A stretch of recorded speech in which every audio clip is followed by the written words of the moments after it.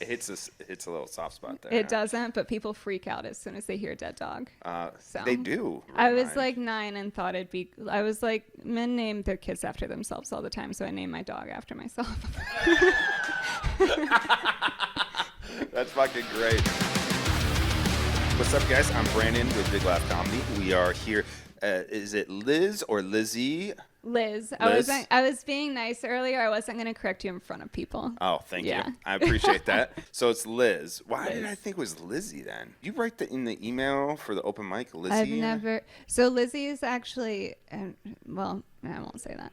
But Lizzie's my dead dog's say it name. now. Oh, okay. Well, so it's like whenever people are like, "Oh, you don't go," I'm like, "No, don't call me Lizzie." It hits a little soft spot there. It doesn't, but people freak out as soon as they hear dead dog.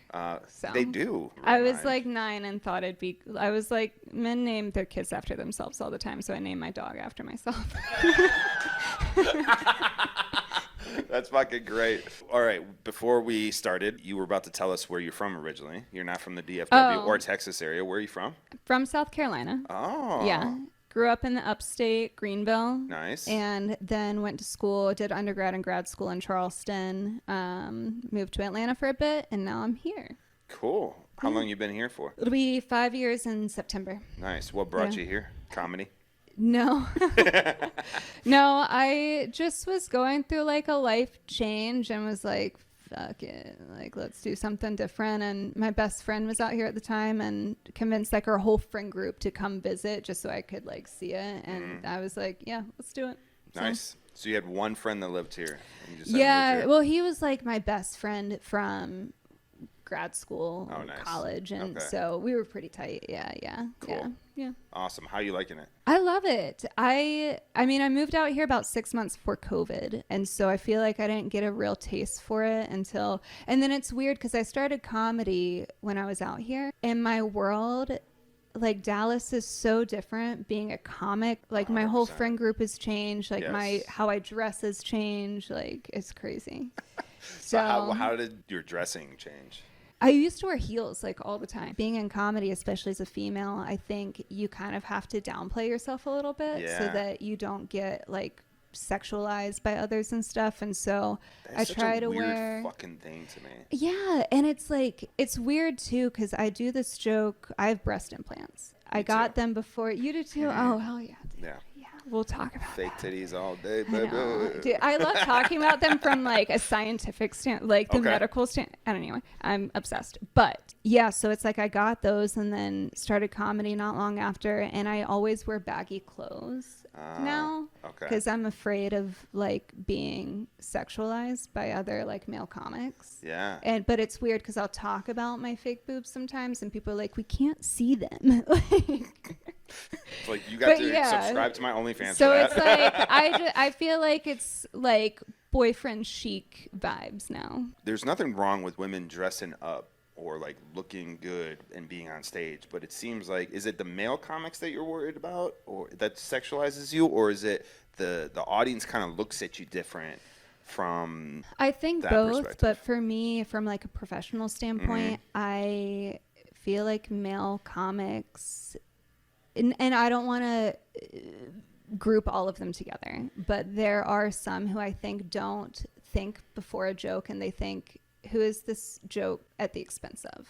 I was just on an open mic recently where the host went up after me, and after I got off stage, he looked at a guy in the front row and said, "Did you get a boner? Because I would have." So it's like, that's the thing, is it's like comedy is a profession, you know? And so it's like this thing that I love about myself. I feel like I have to kind of hide because of that. And it's not fair, but as a woman in comedy, you have to be like really cognizant of the way you represent yourself. So how long you been doing comedy for? I think almost a year and a half now. April of 2023 was my first open mic. Yeah. What made you want to do comedy or get into it? So the best friend that I moved out to Dallas, who convinced me to move out here, he called me on, I was having a phenomenal Valentine's Day, which is really rare as a single person, as like a chronically single person. I was enjoying single life. I was like, damn, this doesn't suck. Great. Yeah, having a good day. And then he calls me on Valentine's Day last year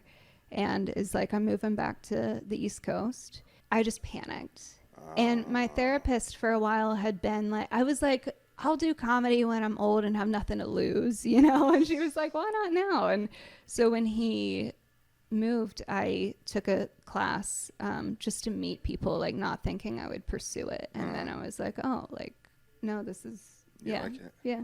You went up for the first time. Did you do well? Did you bomb? It was a pretty supportive mic, and I think people knew I was new. So I think I definitely could have bombed, but I didn't. You got the high, right? You started chasing. I enjoy the writing aspect. Oh, really? Okay. Yeah, yeah. And so I think kind of just like seeing that and seeing how people reacted to the things that I had written. Yeah, I kind of got the high from it. Yeah. Is writing your favorite part about comedy? Yeah, like that's, I mean, at the end of the day, kind of my goal with it is to be more of a writer than like, I mean, I'd love to be on stage too, but that's kind of where I'm hoping it'll take me eventually.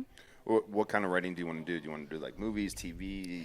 What I envision, and I don't know enough about this to say for certain, but I'd love to end up writing for a sitcom, I think. Oh, nice. I want to just collaborate with creatives. Like, I just love being in this space. Sure. And so I'm still exploring all that. Like, I'm a CPA by day. Until I started comedy, I never. No fucking way. You're a CPA? Yeah. Wow, you're so funny for a CPA, Well, though. thanks. Yeah.